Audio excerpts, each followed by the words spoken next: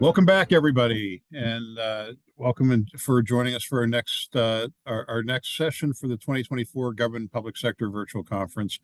My name is Christian Philgraff. I'm a partner here at Cherry Beckert and lead our government public sector industry.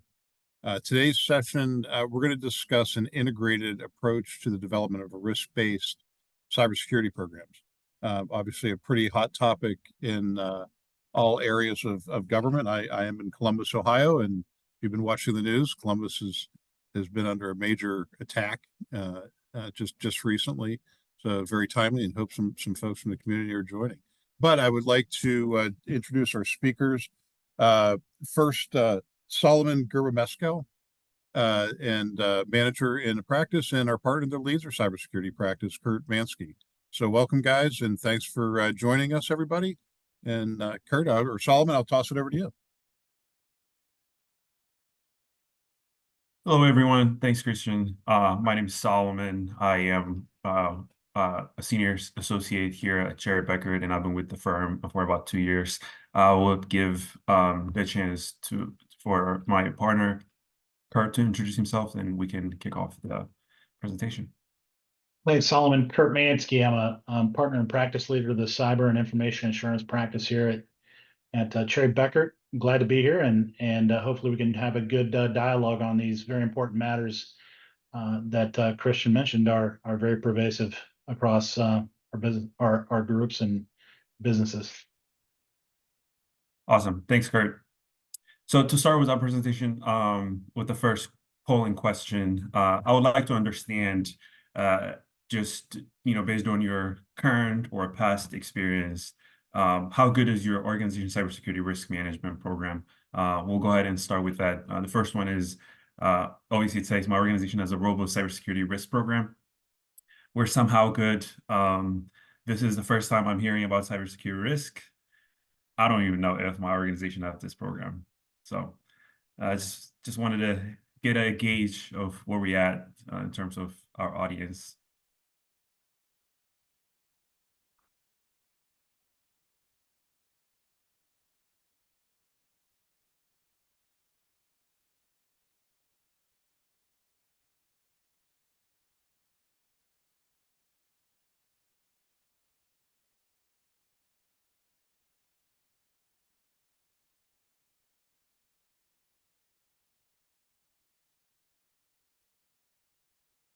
Okay, cool.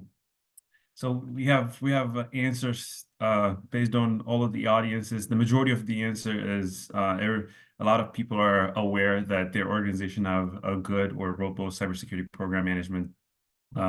Some people mentioned that they're somehow good, so they kind of have an idea of where their organization sits. Some people, this is their first time hearing cybersecurity risk, and some people don't know where this stays or this lays at in their organization. So that's good. We have basically everybody here, and so we'll go ahead and start with what the learning outcome for this lesson today would be. So as it says, today we'll discuss an integrated approach to the development of a risk-based cybersecurity program. Specifically, we'll discuss areas where within public sector, what kind of challenges that public sector organizations face and the type of risk that they face and the mitigation that comes with improving their system. And so as you can see on the right side of the presentation, we have about 4 learning lesson or 4 learning outcomes coming out of this lesson. So would like to understand or assess the state of play for the public sector organization and within their cybersecurity program, right? That's the first one. And then understanding the importance of getting attention of your organization leadership. So we want to involve senior management and SUSU level to identify whether there are any risk-related gaps within our organization, and then if those risks need attention to address those. And then the third one is recognizing the importance of incorporating various disciplines into cybersecurity measures, such as maturity and risk-based assessment. So again, the lesson is around cybersecurity risk, but just looking at the bigger picture of cybersecurity model for an organization, specifically to public sector organization, what do we have to do to identify those gaps? What do we have to do to address and mitigate those gaps, right? And then kind of comes from a third one. The fourth one is also kind of, looking at how to respond appropriately when, once those risks are identified, and how to mitigate them, right? And with that, I'll go ahead and, we'll talk about the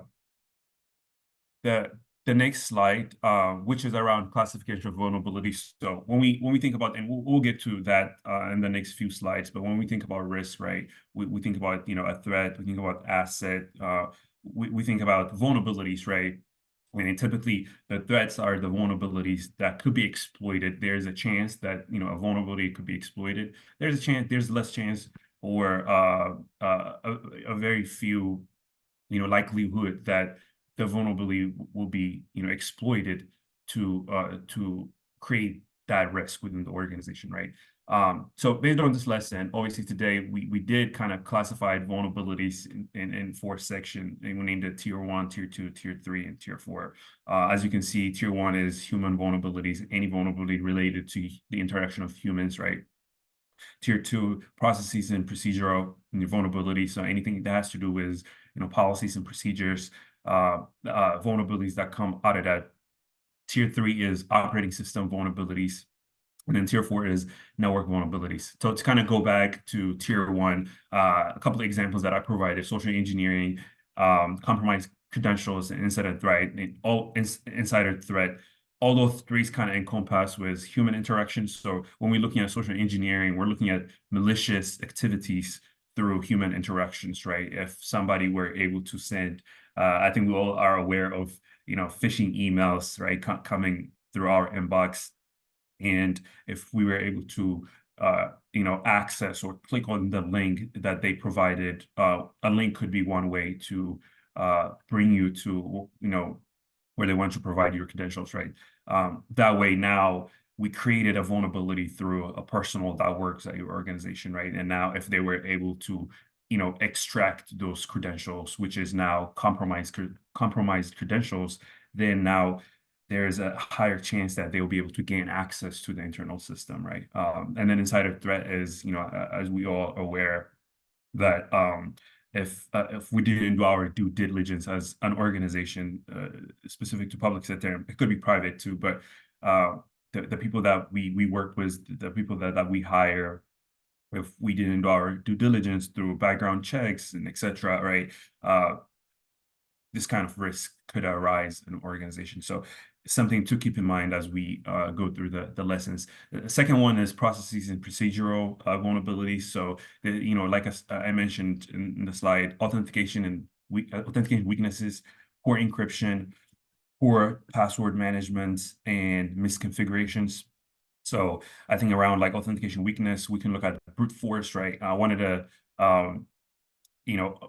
requirements within most of cybersecurity framework, especially when we perform like a pen assessment, is to look at if we were able to put a brute force protection on our system, right? And brute force is typically, an attack method where you try to, extract data by trying every combination that there is. And one of the most popular and easiest way to do that, to be able to extract a password, let's say credential in this case, is to use dictionary words, right?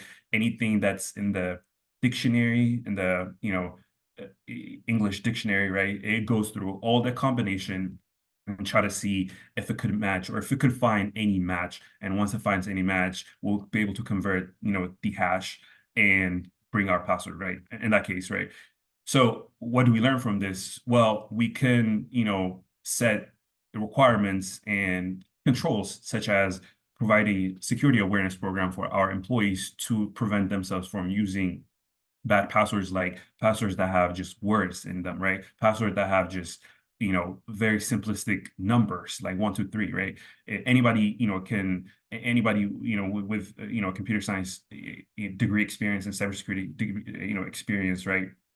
A degree or an experience can be able to write a program where it could look for those kind of combinations with, like, special characters and numbers and alphabetics, and they can basically brute force, try to like brute force their way to try to get the password, right? And so staying away from weak credentials or weak passwords and strings in our passwords, strings in our usernames, that would help prevent, this kind of, vulnerabilities, right? Tier 3 is regarding operating system vulnerabilities. Again, as you can see from its name, I think most of the names on here are very self-explanatory, but this is around operating system. And so such as like a denial of service or a DDoS attack is one of them. I think the major point here is when we think about vulnerabilities, we got to ask the question, okay, what do they do to our systems, right? And typically what it does is it try to break the three things that we have in security, which is unavailability, integrity, and confidentiality, right? So when we look at these vulnerabilities, for instance, under operating system vulnerability, denial of service, or a DOS attack, what it does is it sends or floods a server with traffic, a bunch of traffic, and it makes the website or the external facing, resource, in this case, a website application, unavailable to its customers. Now your business is down, and so now your data is not available to your customers. What it does is now it interfere with one of the three major items in cybersecurity, which is availability, right? And this what most of these vulnerabilities do, right? If they were able to, attack these vulnerabilities and able to gain access through them, then, one of the three, or two of the three, or three of the three, all integrity, confidentiality, and availability of data could be interfered with, right? The other thing is default super user accounts. And so when we, get services from other third parties, major third party like organizations like, Cisco or Palo Alto, etc., right? We can buy their firewall, we can buy their wireless access point, or even firewall. And by default, this services or the services come with a default admin user, admin password. And so making sure that your organization cybersecurity personnel, such as the network admin or the cybersecurity engineer, making sure that they alter these credentials into a more tailored for the organization itself, right? And so just staying away from default, admin user password, default just in general password and user, patching your application and software, we try to prevent those vulnerabilities. And the last one is network vulnerability. As you can see from the name, anything related with network. In this case, again, default password and wireless access point that could be, categorized under network, not restricting access to only authorized users in this case, right? And we have a bunch of people that could be working at the company, but there is only very few people that should be able to access certain data, right? And so making sure that we were only granting access to only, authorized access, and just also doing a periodic review, whether it's quarterly or yearly, to make sure that those authorized user access list is up to date to reflect the current, work system. And then, installing a firewall on your system to be able to kind of like have another layered defense system within your system, right? Encrypting your data on your network, whether it's at rest or transferring the data, in transit, right? So with the next one, so the current public sector's cyber landscape, I'll kind of have you read that, but out of this slide, we want to make sure that the groups that are on the right side, which are like terrorist groups, hostile nation states right now, as you all are aware, there's a lot of things going on in the world right now, and a lot of people talk about nuclear war and etc. But there are a lot of ways to actually now come at a nation and come at a small group of people, right? And one way to do it is through a computer system, because now all of our data is stored in a computer system. The world is moving at a very exponential rate, just processing data, storing data, moving data. And so it all comes down to a computer system. And when we have larger computer system, larger landscape, now we also need more security that come with that, right? As you can see, hostile nation states, just one nation trying to come on another nation, heavily public sector organization can be affected because, you know, most public sector organizations work closely with the government, states, and local, you know, government as well. So we want to make sure that we are aware that these groups can at any time try to, you know, attack or exfiltrate our data. And so we want to make sure that we're our system is, you know, good, and our system has a good security posture going in, so that our business are not being disrupted, and our data is stored securely and safely. Hacktivist is, you know, one of the other groups related to activists and political, you know, they typically have like a political reason to come after disgruntled insiders. Obviously, this is again some of the things that we discussed earlier. One of a vulnerability inside your organization, hackers, obviously, natural disasters are flood, and anything, you know, that has to do with nature is still a risk, right? Yeah, we want to make sure that it's not only man-made, but even in nature, those are still a risk. So we want to make sure that we have a backup for our data in the time that a flood comes in and just ruin our data center, or you know, location where most of our data is stored, right? So we want to be able to replicate that data and store it at a different location. So in a case events like this happen, which are, you know, a critical risk in this case, we want to make sure that our data is available and good to go, right? And the other thing is accidental actions of authorized user. And so sometimes, even if the company, you know, or the organization is doing amazing and most of their security systems control is great, sometimes we make mistake by accident, and that's where the, you know, user access, periodic user access come in hand. So when we do this periodic user access, such as quarterly or semi-annually or annually, we'll be able to catch this, you know, some of this accident that could happen during our time, right? And so, so just in general, just to summarize this part, we want to make sure that the exposure to these groups are typically via social engineering, third-party exposure. I know a lot of, you know, organizations, including the ones in public sector, are moving to cloud like Azure and AWS. You know, we want to also think about, you know, how to, you know, securely and safely store our data there or host our data. Ransomware, messing with the availability of the data, right? And so we are not prone to these things. These things continue to happen. And so we want to make sure that we are aware within public sector. I think most of you, you know, as you're aware and as you work through that, we store data that, you know, sometimes, you know, very sensitive data like social security number. And sometimes in healthcare, we store credit card numbers for payment, right? Want to make sure that we involve a very sophisticated and multidisciplinary defense layer to be able to minimize the risks that come with all these threat agents. And with that, these are some of the notable cybersecurity incidents that happened in public sector in the past. I'm not sure if you are all aware of, you know, all of this or some of this, but I know OPM back in 2015 had a data breach, which basically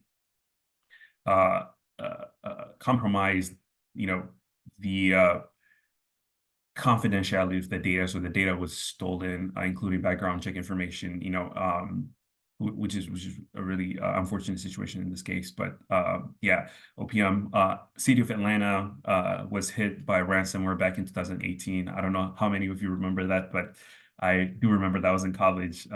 So that's the other example. In Estonia cyber attack back in 2007. This is politically motivated. So the hacktivists that we mentioned earlier, Singapore, I know just outside of the US, but still Singapore was, again, this is again the confidential data. A decent amount of patient information were stolen, including credit card information on their payment system, right? And then the other one, the last one, is German Parliament back in 2015. They were hit by a major cyber attack, again, from foreign hacking group. Again, it could be politically motivated. This could be just, you know, something else, right? But again, this is a major government that was impacted by the incident. So There are, I know it seems like, this days it seems like, these things might not happen to us directly. And I'll be the first one to say that, because sometimes I will fall for that trap, right? I would think like, oh, I'll never get hit. Like, oh, I don't need to, have like a 20 something long password for my bank information, right?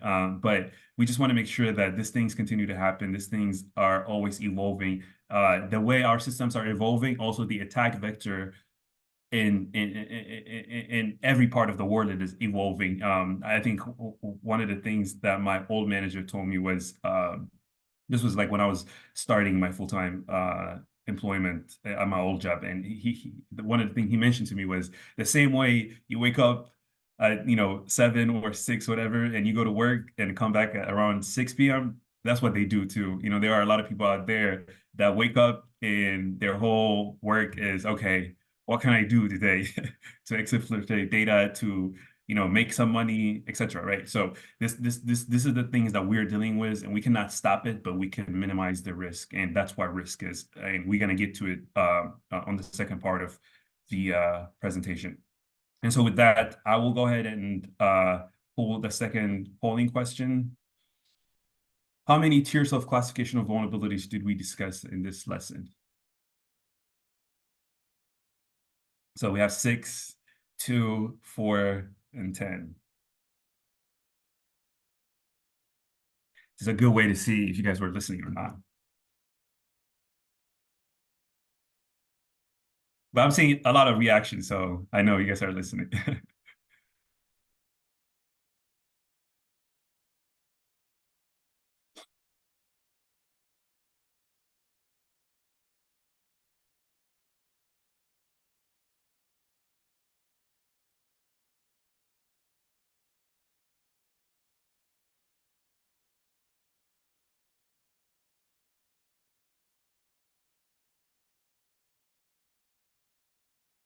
Awesome.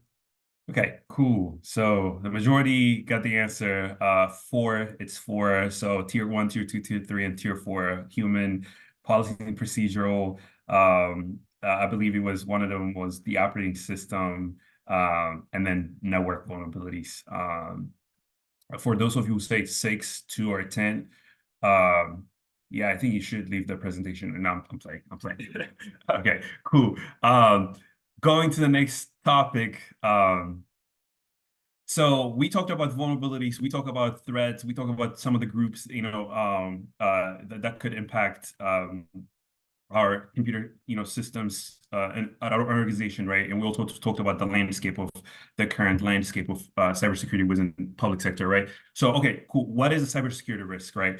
A cybersecurity risk is the likelihood of a cyber threat materializing by compromising a vulnerability, resulting in a loss of confidentiality, integrity, and or availability of a critical asset, system, or an application, right? Okay, so just looking at this definition, I know there's a lot going on right now, but one thing I would like to point out is, like I say, the 3 most important things within cybersecurity are confidentiality, integrity, and availability. So when we look at anything related to cybersecurity, we want to think about the CIA triad, right? We want to make sure that the data is kept securely, confidential. We want to make sure that the data is not altered, integrity of the data, and we want to make sure that the data is available at any time when our the authorized user, in this case clients, internal users, etc., need it to be available, right? So the availability of the critical asset, right? What is asset? Asset, anything that has value and therefore requires protection, right? Your house, the table at your house, the TV within your house, right? Those are assets, right? And so what do? You have a key through your door, and you want to be able to protect it so that no one can get into your house or your apartment, right? Vulnerabilities, like we already talked, it's a weakness that can be exploited by a threat to cause harm to an asset, right? And then a threat is something that has potential to harm your critical asset. And so what is the risk? The risk would be basically in the middle of this. So when all these 3 are being shared, now we have something called a risk, and which is basically the likelihood of a cyber threat, that could result from all these 3 things, right? Well, when something happens, risk, there's levels to it, right? There's priorities in your life. You wake up, you want to go to the gym, you want to, obviously go to your job, whether that's your 9 to 5 or your business. You want to, spend a little more time with your family. You want to be able to have a healthy lifestyle. You want to eat, 3 or 4 times a day. You want to be able to have a hobby, etc. Right? But you have priorities to all of that. Just like that, a risk is also, you have priority within the system, right? When something happens, just because something happens doesn't necessarily mean it's a critical thing that we have to address it, or we have to allocate more resources to be able to address that, right? And so that's where the likelihood comes in. On the right side of the presentation, as you can see, the model that we're seeing, the risk level is determined by the likelihood model, which is basically the probability of a vulnerability being exploited to attack the asset, right? So, oh, sorry. I apologize. Yeah. So the risk level is determined by the likelihood of the model, the value of the asset. So we want to make sure that, what's the asset worth for the organization, and then the threat agent or A's of exploitation, right? And so when we're looking at the likelihood, like I say, the probability of just a vulnerability being, exploited to attack a specific asset, right? It's based on a combination of factors such as how easy or difficult, the vulnerability is to explore, or the potential reward for the attacker doing so, right? So when we're looking at, let's say we're running a scan within our system and we're looking at the system and we say, okay, we find these vulnerabilities, but I don't think they're critical or major vulnerabilities for us to worry about or to bring senior management attention to fix this. Again, the second part is the potential reward for an attacker in doing so. Sometimes vulnerabilities could exist, but until they're exploited, that's still not a risk that's been identified. Now, a vulnerability still could exist, and there could be a risk to it, but the attacker has not yet exploited, the attack on the resource or on the asset at this point, right? And then there is also a risk level, like I mentioned, that threatens 3 primary aspects of organization. Like I say, the confidentiality, integrity, and availability. A DDoS attack, for instance, like I mentioned earlier, may impact availability, right? While a data leak may impact confidentiality, right? So some risks have very low probability of actually taking place. Others have a far higher likelihood. And so that's where risk management comes in, and look at the whole system and say, okay, we're going to assess, we're going to prioritize this risk, and then we're going to strategize, kind of like, okay, we're going to assess it, we're going to prioritize, we're going to identify it, and then based on what we're looking at, we're going to strategize which are the higher risk, which are the lowest risk, which is the low probability of taking place, which has a far higher likelihood of happening, and then let's go ahead and address those, based on our allocated resources. And based on our allocated resources could be money, our allocated resources could be personal, that work, I know that within organization, there are big cybersecurity teams. There are organizations that have big cybersecurity teams. There are organizations that have very small cybersecurity teams, right? Even with big cybersecurity teams, right? You have to understand, you have other projects that's running, and so to be able to pull other personals and come in and help and identify these things and assess and respond to this risk, take time, take resources, right? And so kind of like just sitting there and identifying there, that's basically what risk assessment do, right? And when we're looking at just the whole criteria of risk evaluation, or when we're evaluating a risk, right, we want to make sure that there is strategic importance to the business, right? We want to look at the criticality of the asset, like we mentioned, right?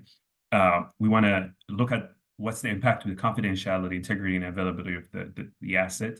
We want to also think about our brand and reputation as organization within public sector. I know many organizations will be and are already currently working and will be closely working with Department of Defense. And one thing with Department of Defense came up with a certification called CMMC, is basically a cybersecurity maturity certification that our organization, public sector especially, or any organization that work with really government entities, the government in this case, DoD, right? And so the reason why they're requiring such certification or assessment for an organization is we want to make sure be able to, protect our brand and reputation, right? If we are engaging with a government or other organization and, we're spending money and we're having all this contract and, service level agreements and we're doing work, and if our systems are not secure, then there goes our brand and reputation that comes out of that, right? And then the other is compliance, legal, and contractual obligation. And with that, we're going to go to the regulation and compliance section of the PowerPoint. And so one of the things is, these are some of the regulation and compliance that we noticed that a lot of United States, a lot of public sectors within the United States are being impacted. I think one of the things here that we didn't note is the GDPR. And the reason that is because it mostly affects, personal's data or people's data, individuals' data in this case, that are citizens of Europe or that are citizens of countries that are part of the European Union, right? However, one thing I would like to note is, even though GDPR may not mainly apply to a lot of US organizations, you will still, there's a cases where that could be made that you will still be responsible for making sure that that person's data is protected under that requirement. What do I mean by that? For example, if a school district, which could be, in this case, it's a public sector, right? And working with state and local government, school district can have few students that moved, let's say, from London, UK, right? And UK is a part of European Union. So when you're storing data of person A that just moved from, a European Union country and has citizenship from a European Union country, right? GDPR still requires you to handle the data within your system following their requirements. And if you guys have any questions, we can definitely provide, more information on that, but we want to make sure that GDPR is focusing mainly on their individuals' data who are part of the European Union. However, if you're still in the US and still handle, individuals' data that are part of European Union, you will still be responsible for handling and ensuring their data following those requirements. So the requirements pretty close to, other, compliance and regulation laws that we have here, like the FISMA, and I know CCPA is more for Consumer Privacy Act, but really the point is, we want to ensure, the protection of personal data. We want to provide transparency about the data processing activities, right? We want to enable individuals to exercise their privacy rights, so the right to access, the right to rectify, and then the right to erase their personal data. And then whenever there's any type of data breaches that happen at the public organization, you will be required to report to the individuals, whether that's internally or externally or any stakeholders that should be aware of, such, activities, right? You will be required to report that.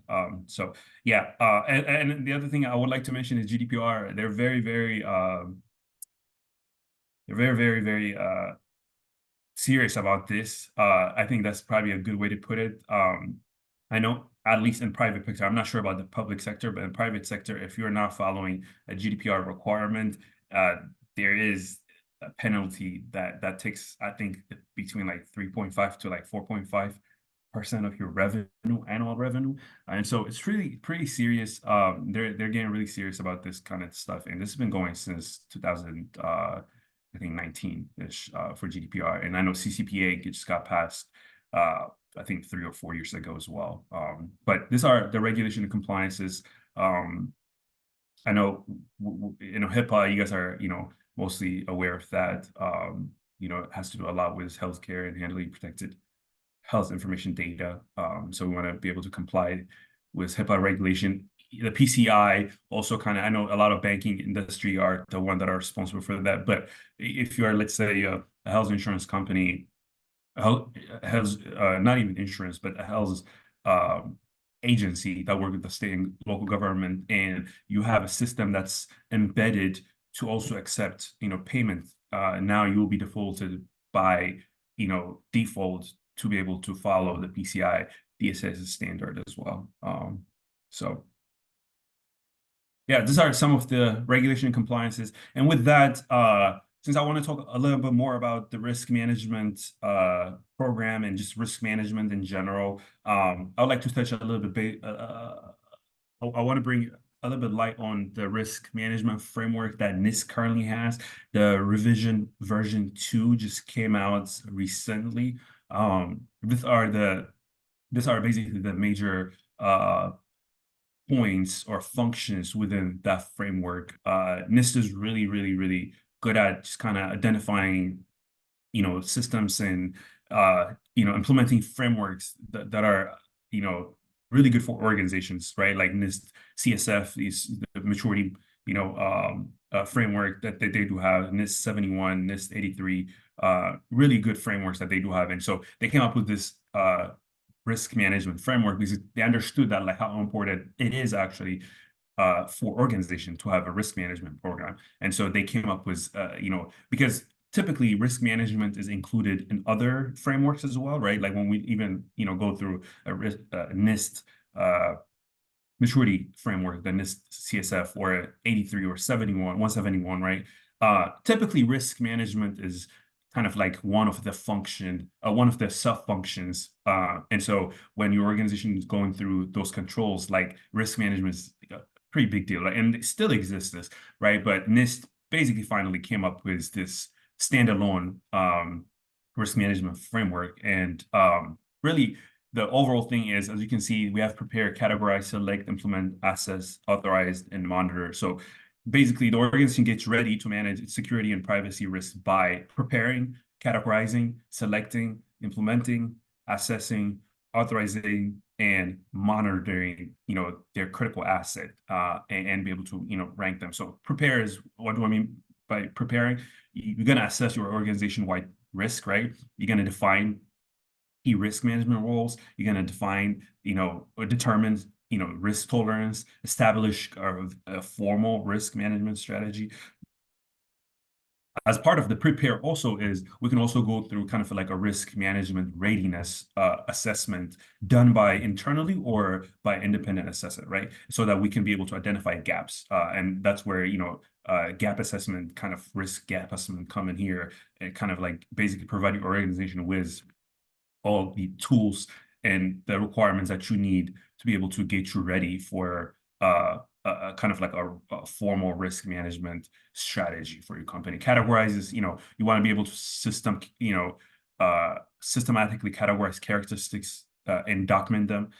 We also have risk security categorization, low, high, medium, critical, etc. And we want to make sure that those are documented on a formal document within your organization. Select is, we want to allocate controls to specific system components, right? So when we define even whether it's internally or by external, a dependent assessor, right? We want to basically allocate certain controls for specific system components. So we want to make sure that those controls are tested against those system components, and want to make sure that those system components are working as intended based on what we define, right?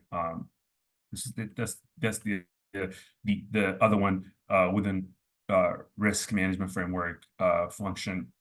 Implement is we want to make sure that the controls are implemented, right? That all the processes and procedures, policies for how controls are deployed, they're documented formally. We want to make sure that they are formally documented in so that when the personnel that work at your organization, right, they can look at that document and if they have to implement controls again, or if they have to follow some sort of like procedure or to perform any type of task, right, they would kind of go back to the document and kind of understand where that thought process comes in, right? Again, this whole overall thing, when we think about risk management framework, when we think about cybersecurity, is one of the major thing is documentation, right? And just formalizing your system and your processes so that whenever we run into big risks or, issues per se or challenges, right? It's easier for us to mitigate and identify those risks or pinpoints. Assess is basically, kind of like you can hire an assessor to assess your internal environment. We can also develop plans for security and privacy assessments. We can produce reports out of, pen testing. In this case, pen test could be one of them. We can produce reports for like a NIST maturity assessment, right? Or overall cybersecurity assessment or overall risk management assessment, right? And then authorize is basically once risks are, identified and gaps are identified, want to involve the senior management to make sure those risks are identified and mitigated. And so we want to approve and authorize mechanisms to remediate those gaps of risk. And then monitor is once those risks are remediated or identified and remediated and kind of like everything's kind of good, right? We want to be able to put security controls in place to make sure that whatever that we identified and whatever control we already have in place, we want to make sure that they're working as intended. So we want to have ongoing monitoring system put in place, and those security controls are put in place to make sure that they're working as intended, right? And this is kind of the top-down approach of the framework itself. We have security strategy at the top. Risk management is where we come in there, right? Policies and procedures, standards, right? Security architecture and application system specification. When we go from the bottom to the top, you kind of see why risk management is kind of in the second place, right? And we want to make sure we're tying the knot, we're doing the basic baseline things, right? We want to make sure that our application systems have specific controls, designed and outlined and implemented to test those controls, right? We're going to have guidance and compliance and monitoring systems and tools put in place, monitoring controls put in place, right? To make sure that those system and application specifications are identified and are running as intended, right? And then we have the security architecture, and then we have the policies and procedures, the standards, where basically you want to make sure that those documents are kind of outlining what we're doing in security architecture and application system specification section, right? And then that's where the risk management comes. It comes and assess the frameworks, supported by the tools and techniques that we mentioned, the bottom three, right? And then the overall security strategy to protect the whole organization comes in with, a lot of C-suite level people or leadership getting involved. And having to kind of like define and strategize and update information security principles and values of the organization in general.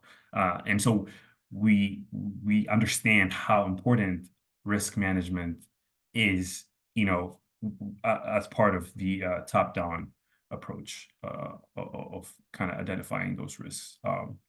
And kind of piggybacking off of the earlier PowerPoint. So involving your executive leaders or C-suite level people, right? We want to understand the cyber threat space. We want to conduct a thorough analysis of organizational assets. We want to reduce complexity of IT infrastructure. We want to make things easier, right? When we implement, identify, and put controls in place, we want to reduce the complexity of the system that we put in place. Simple is the new wave, right? And so making things simpler so that it's easier for us to identify and implement and identify and remediate those gaps, right? And having a well-informed decision when procuring new technologies. So taking our time to kind of just understand what the new technology is doing, what the risk of just transitioning from old technologies to new technologies, and then with that also, how do we secure our new system, right? How do we integrate this new technology to secure the whole system within our organization, right? And we also want to integrate security requirements into organizational processes. So some of the organizational processes that already happen, like hiring, right? Termination.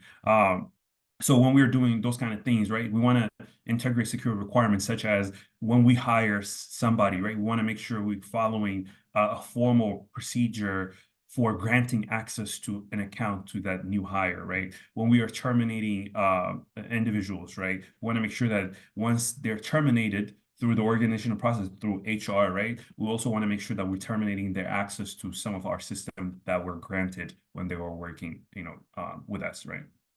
And then the last one is respond effectively and efficiently to cybersecurity incidents, always like some of the stuff that we talked already, right? We want to make sure once issues are identified, we want to respond efficiently, and we want to be able to mitigate those risks as soon as possible based on our risk level or categorization, right?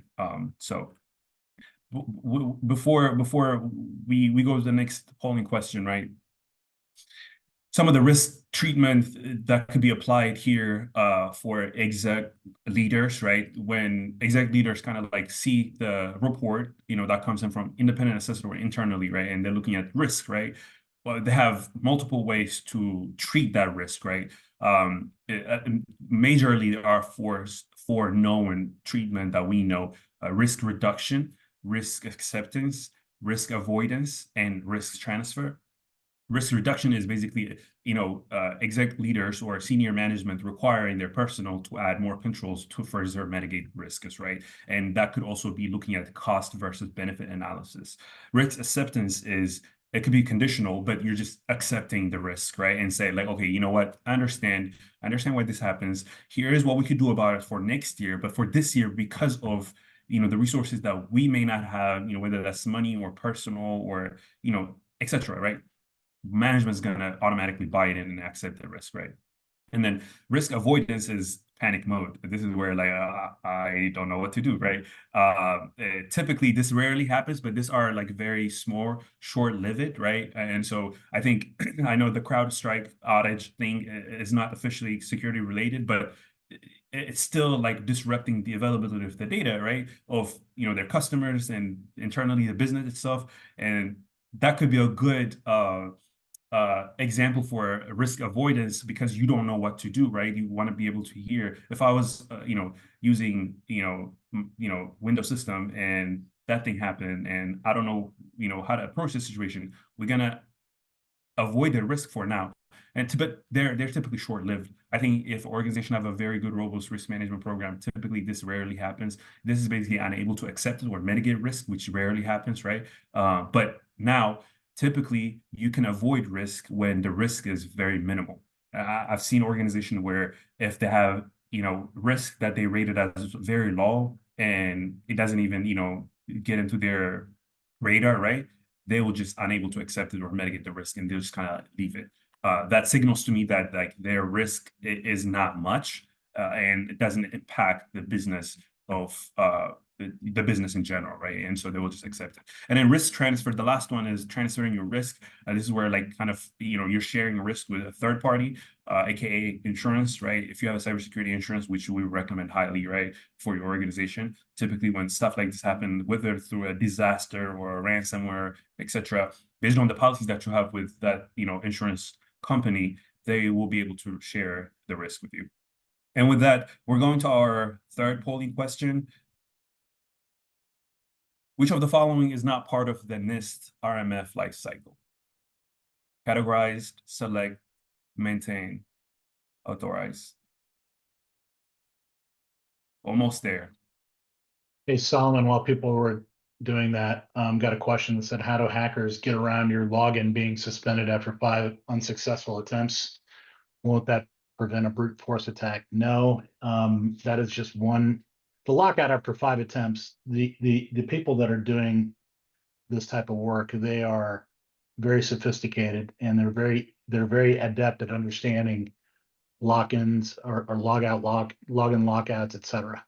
So what they do is when they see that they've locked somebody out of a system, let's just say Office 365 or email system, after 5 attempts, what they'll do is they'll set up systems, automated systems to try 4 logins, and then not log in for another 24 hours, essentially resetting the account. So no, it doesn't. And then on the back end, your system administrators and your security people should be looking at logs to see these attempts happening. So great question.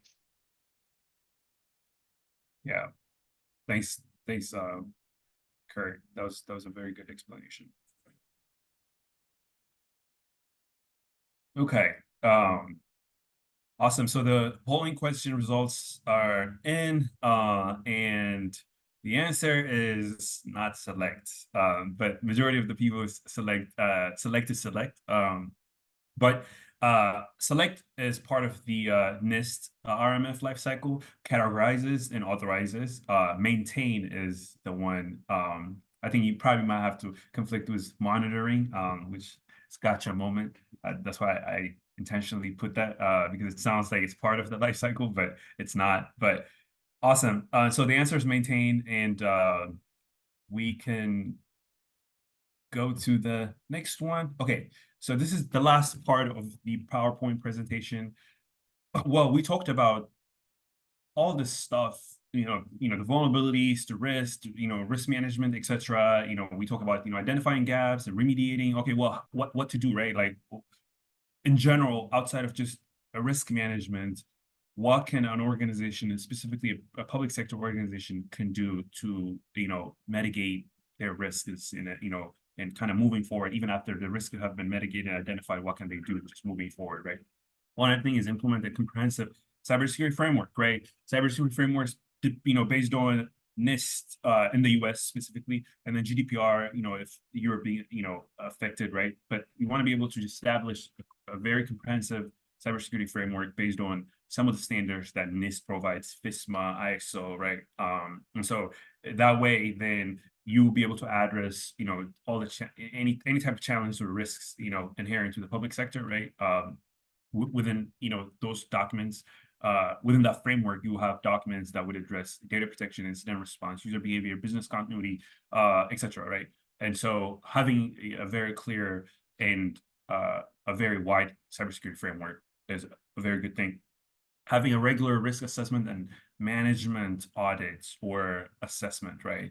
And so they should, regularly evaluate their cybersecurity risk by basically, bringing people from outside to perform a risk assessment, kind of, like a cybersecurity risk assessment, and based on a different type of framework, right? And they would come in, they would look at your whole, security posture. They would look at like the landscape of your IT infrastructure, whether that's, cloud service or, in-house asset that you have, right? And they will basically look at, potential vulnerabilities. They will look at your assets and they will evaluate the likelihood of a vulnerability turning into a risk, right? And so having a very good, regular, periodic risk assessment and management program internally is one of the most important things, right? Like I mentioned earlier, one of the vulnerabilities that we identified in tier 1 was human-related vulnerabilities, human interaction, right? And this is where it comes in, training your employees and providing cybersecurity awareness programs, right? I know there are third-party organizations like KB4, I believe, KnowBe4, I believe. Yeah, it's an organization that provide, training programs for your personal, right? So you don't even have to deal with that, but this will help you identify phishing attempts.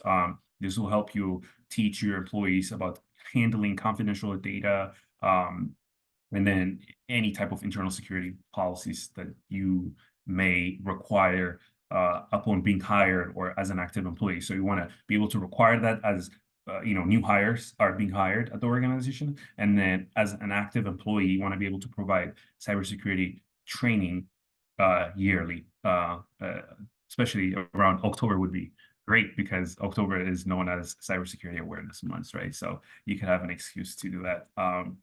And then having a multi-layered defense strategy, like I mentioned earlier, is very important to be able to safeguard against a wide range of cyber threats, right? And so the way to do it is having a very good combination of defense strategy, having firewalls, intrusion detection and preventing system, antivirus and anti-malware system, encryption technologies, encrypting your data at rest or in transit, patching your software, or I know the majority of public sector use Windows system, right? So making sure that when patching Tuesday comes in every, I think it's second Tuesday or first Tuesday of the month, right? We want to make sure that, we are making our personal, our organization being aware and continually be able to just interact and work through those kind of things would definitely help in this case.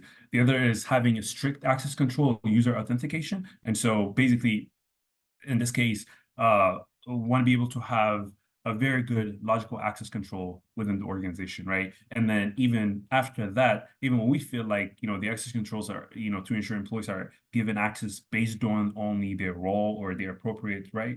We want to also have another layer of protection, such as multi-factor authentication, which would add extra layer of security when accessing any critical system that you may have. I know majority of us right now use multi-factor authentication or two-factor authentication through our phone, right?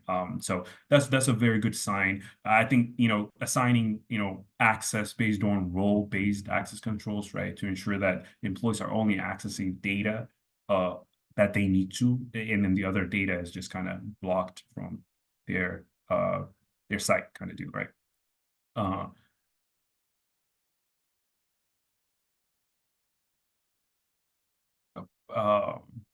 I believe the fourth poll just came in. And so while you guys are answering that, I'll kind of like go through the last items. We only have two more. I apologize for a little bit. I think it's a little overtime, but yeah, so having a regular security audits and compliance checks, like I mentioned earlier, just like the cybersecurity the risk assessment, having a regular security audits and compliance, just against those compliance regulations, just looking at the requirements and making sure that your organization kind of follow those cybersecurity requirements from those compliance regulation frameworks that we've seen. Incident response and recovery, right? Public sector organizations need a well-defined plan for responding and recovering from cyber incidents, right? This is where the business impact analysis, disaster recovery, and incident response kind of comes in. So understanding the business impact of potential cybersecurity incident involving whether, by assessing like, what does this, incident will have on our service or on our organization, and what would be the impact, right? And then once an incident happened and you respond to it,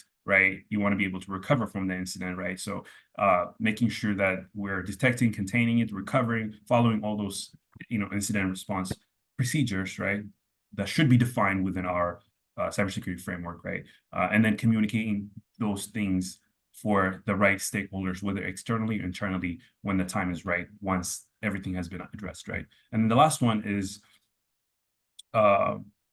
collaborating and sharing information with other public sector organization. That's through, it could be through, personal that another organization or another public sector organization, or being part of a big channel that would kind of like just, throw ideas and information kind of like in the chat. And I know we have like a bunch of channels right now, and so kind of sharing that threat intelligence information with other people would help us prevent some of the risks that were posed at another organization, so we'll be able to protect ourselves against any type of attack or malicious activity.